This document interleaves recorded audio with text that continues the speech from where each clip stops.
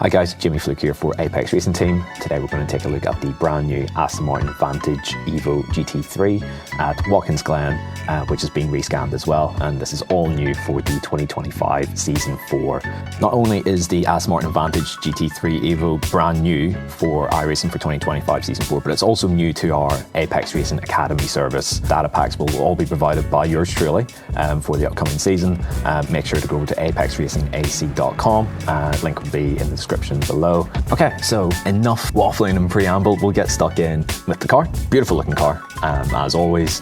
The Aston's always just a really nice car to sort of look at and get our eyes on, but the thing that we're sort of going to take a quick look at just before we get stuck into driving is the setup page into the chassis. And again, this is all for the most part pretty similar to what we have in the rest of the GT3s at this time. So something that's been new over the last year or so is the bump rubber gaps within each corner to sort of stop the car from like smashing through and right onto the bump rubber itself. Couple of little interesting settings that we've got here. The E-Pass setting, so that's just your power steering setting. That's not a common thing with the GT3s. I'm trying to think if there is another example of that.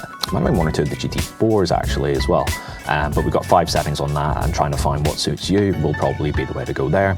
And then we also have a throttle response setting here where 1 has the most turbo lag and 5 is the most aggressive anti-lag. In an ideal world, I think we'll always want to try and run this at 5 if we can, but if the car's a bit sort of snappy on throttle pickup, then maybe we'll dial this down a little bit further. One thing here actually just on the ARB blades, so on the front, it's a backward setting to what is sort of conventional, where the larger number is softer.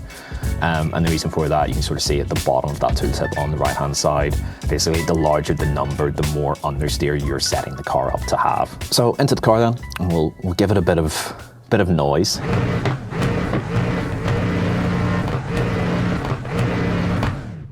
Yeah, not too bad.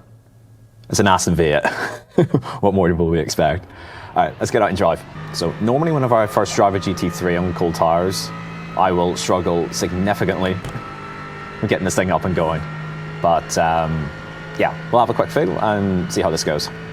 I'll reserve judgment until we've got a couple of laps under our belt, because cold tires are certainly a thing here. One thing I did see was that the car doesn't look amazingly quick in a straight line compared to its peers. Obviously, it's very early testing, and I assume most of us are still running high wing levels, so maybe it just ends up being a little bit draggy with extra wing applied. The car wants to try and keep turning sort of on a slower speed exit. It'd be interesting to see once we come back onto the original layout. Oh yeah. Okay, I thought I could sit on the left rear there and let it really drive off the corner, and it didn't really want to do that. Yeah, it's pretty pushy through the last 2 corners. Okay, a little bit of work to do in terms of setup, but I can see that there's potential. Traction control phase, I guess, not helping at all. Like, I'm not really engaging it. On your fixed setup, you're probably going to want to move your brake bias back a little bit. So obviously with the big engine at the front, it means it's not naturally going to have the same sort of traction as something like a Porsche, obviously. I think once you get the car set up to rotate how you want at high speed, turn. Okay, it will just about come round. I feel like I need to persuade it at high speed. Like I need to give it a little kick on the way around. Oh, yoy. All right, we've just about held on to it. All right, so finally gone through all the face lap. I've tried to keep my tires somewhat warm. The AI obviously haven't done any weaving at all, but I fully expect them to have plenty of grip once we get going here. And away we go.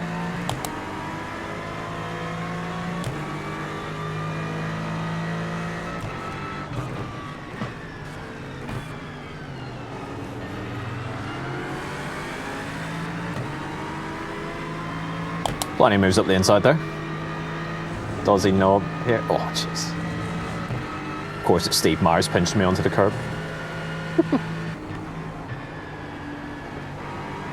Grip of the BMW on the outside there.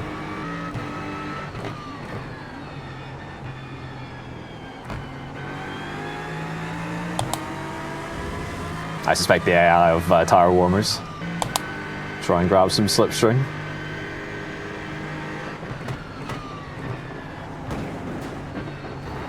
Oh no. Got mashed. That's not ideal. So coming back to green for take 2 of me versus the AI. 5 laps walks again, let's see if we can smash it. Hopefully not literally.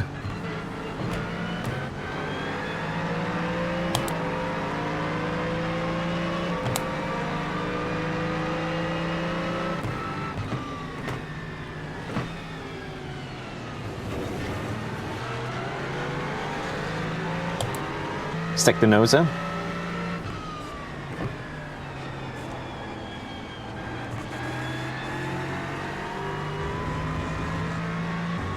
Yeah, I don't ever feel like the car's going to step out on the brakes. Pretty snug on the way in. It's more mid-corner and exit where you're going to have something happen.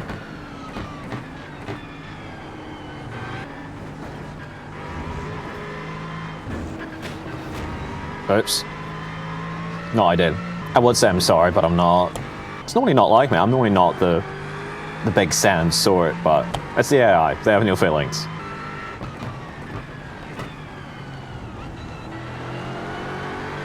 Yeah, still not got a lot of traction here. Though, that being said, if you're setting the car up well around Watkins, you don't really want too much traction there because it kind of hinders the rest of the lap.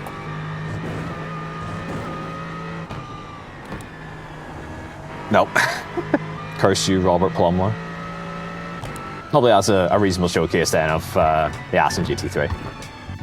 So that's my initial thoughts on the Aston Martin Vantage GT3 EVO. Some bits that I love about it, like I love how sort of like aggressive you can be on entry, and the car doesn't really want to like budge too much, so you can like really attack on the way in. You can be quite late on the brakes, especially if you're going for that big send up the inside. But you just got to be careful on the way out, either at high speed with a little bit of understeer that it seems to have at the moment, or at low speed where very, very late in the corner it can sort of step out. It'll be interesting to see how it shakes up against all of the other cars in class, but time will tell on that one.